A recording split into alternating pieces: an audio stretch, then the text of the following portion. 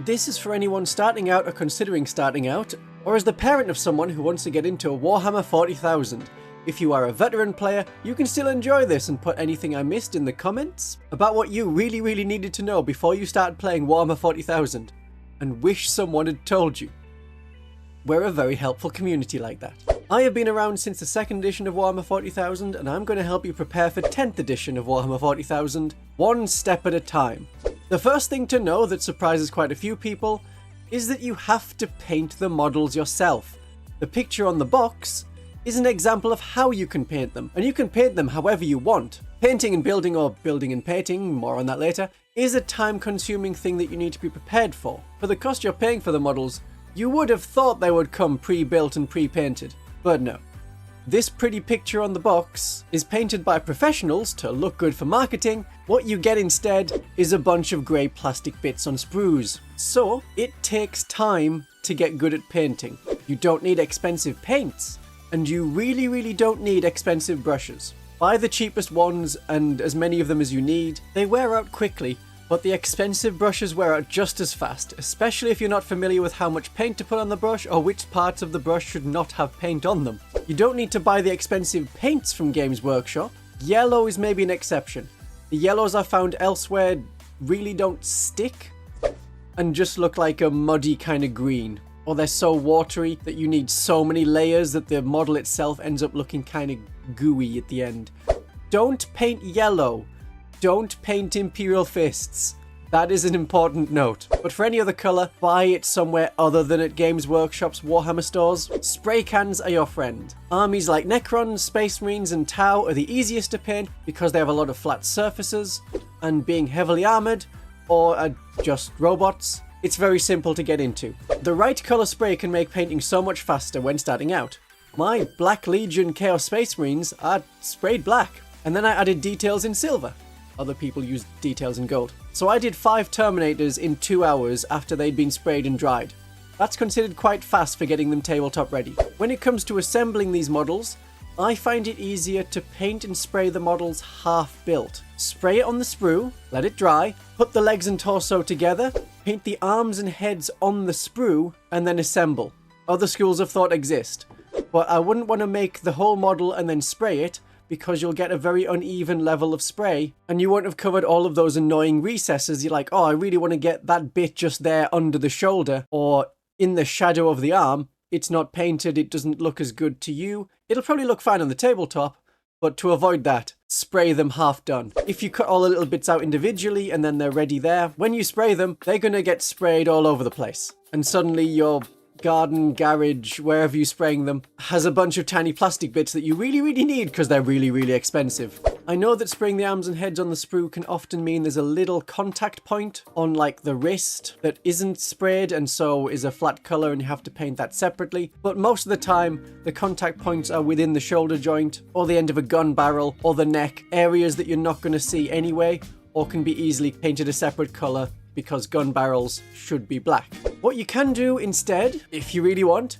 is to build the models completely, then you can actually play some games.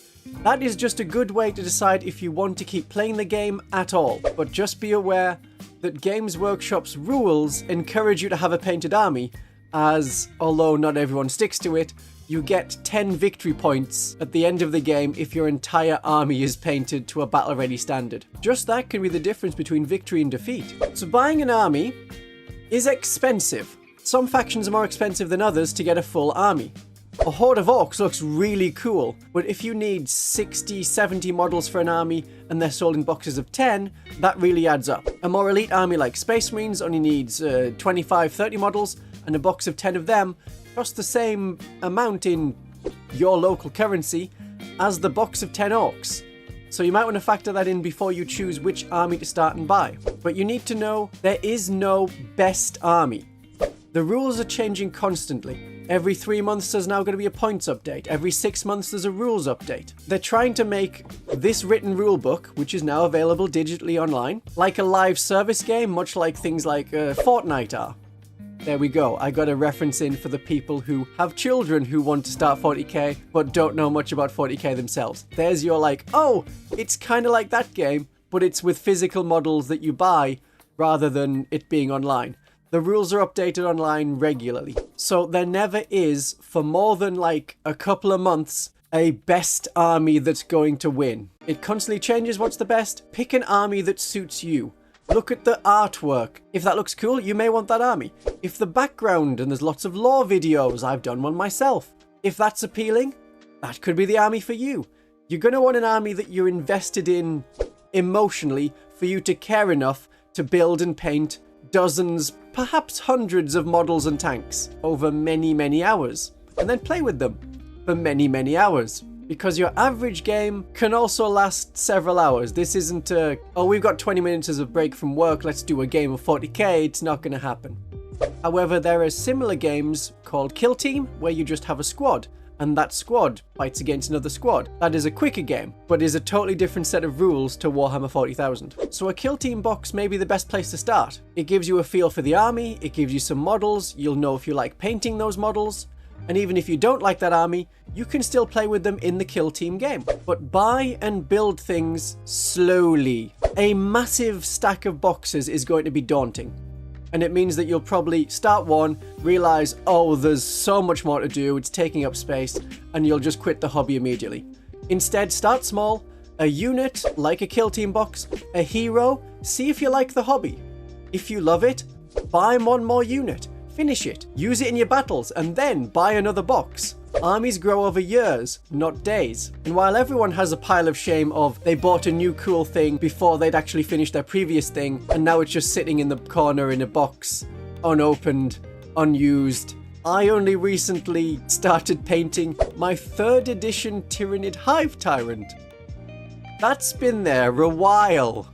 So a Kill Team box, then a Combat Patrol box. Again, that is a great introduction to Warhammer 40,000 because it has a separate sort of set of rules, but they're so very similar to the main Warhammer 40,000 rules that it's a great introduction.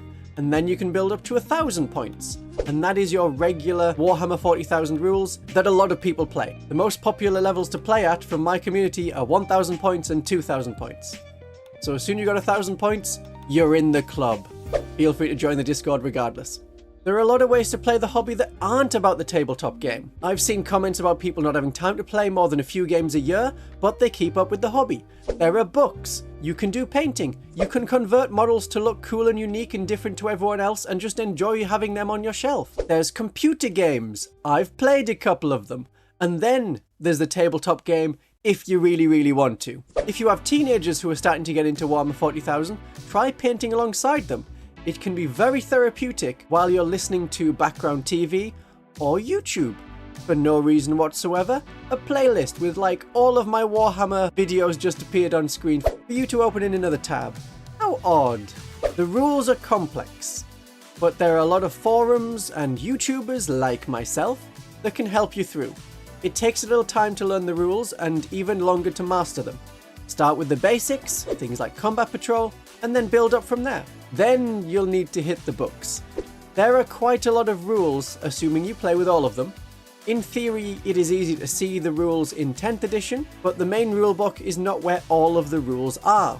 You have your army special rules, you have your unit rules, you have the stratagems that come with a detachment that you pick.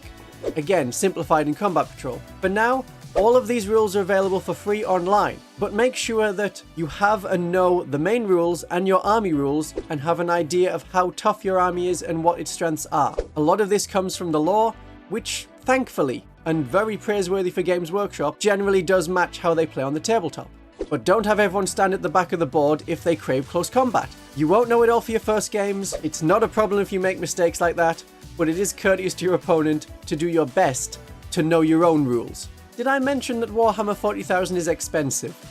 I think I mentioned it's expensive. But YouTube doesn't give me a lot of money for talking about this very expensive hobby, so please do consider supporting me at the link below, which is also in the description. You can just leave a tip there if you've enjoyed this video, and I appreciate that very much. But beyond Games Workshop, there are more war games than just Warhammer 40,000. They call it the Warhammer hobby, but it is better to call it a wargaming hobby.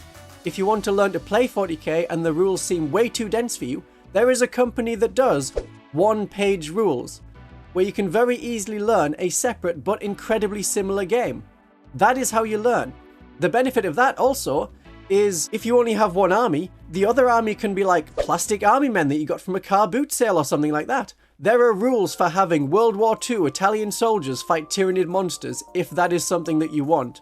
As well as models and dice and a tape measure, you're also going to need a table and some things to play on. You can use piles of books and empty cans and play around them, or you could buy like some card infinity terrain for £10 or local currency equivalent. But you can just use anything. You need a barricade, some rocks from the garden. If you don't have a garden, some gravel from the street. So have any of these points rather surprised you? And when you were starting out yourself, if you've been around a while, what was something you weren't expecting when you started the hobby? Warhammer 40,000 is constantly changing, and I am here to help out. So do consider subscribing to keep up with what's happening, especially with the armies of the Adepta Sororitas and the Gene Stealer cult. One video for each is linked here, so you can take your pick right now. My darlings and viewers, have a great day learning 40k.